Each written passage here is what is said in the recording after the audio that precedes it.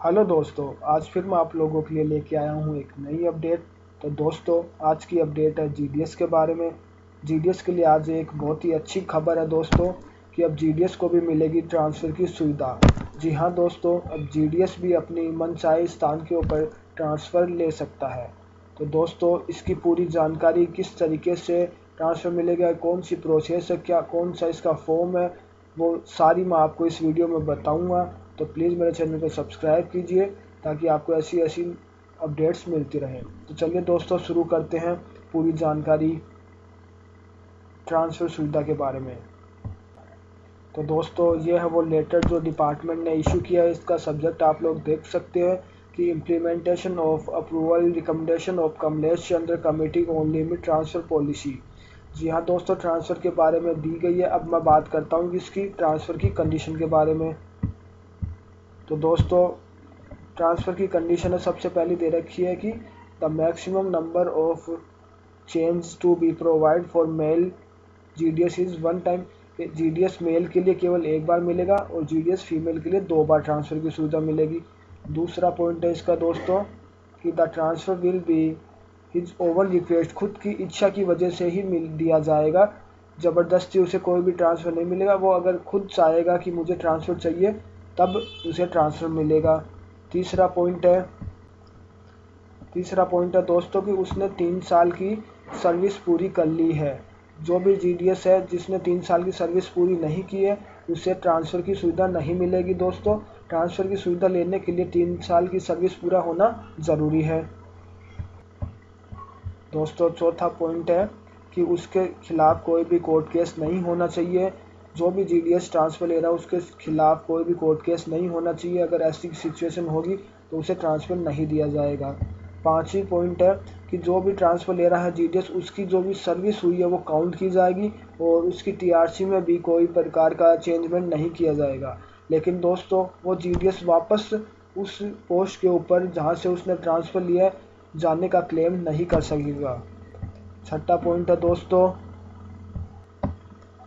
When A GDS is transfer at his own request and the transfer is approved by the authority, she या he will rank junior in the seniority list of new unit। तो दोस्तों, अगर जो भी GDS transfer के लिए appeal कर रहा है और उसका ट्रांसफ़र मिल जाता है तो वह जूनियर लिस्ट में आ जाए जूनियर हो जाएगा और सीनियर लिस्ट के अंदर उसका नाम नीचे की नीचे होगा।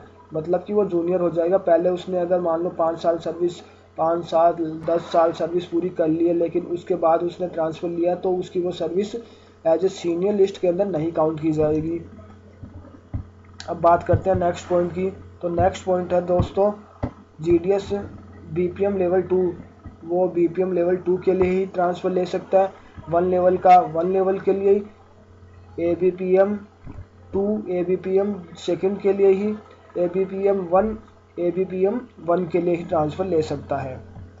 आठवां पॉइंट है दोस्तों there will not be any drop in TRC slab on according of.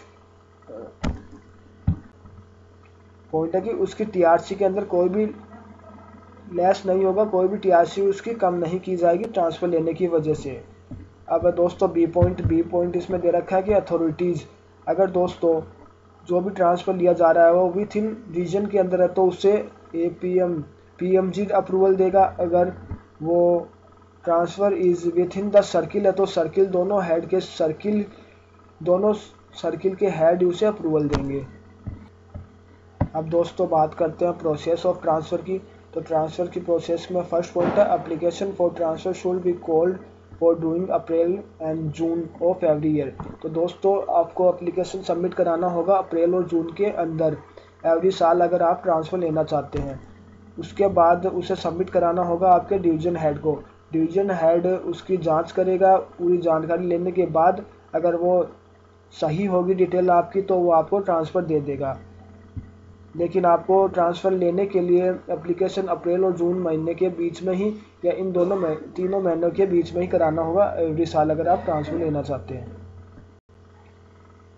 तो दोस्तों, अब मैं आप लोगों को ट्रांसफ़र का फॉर्म भी दिखा देता हूँ कि उसमें क्या क्या भरना होगा, क्या क्या चीज़ होगी।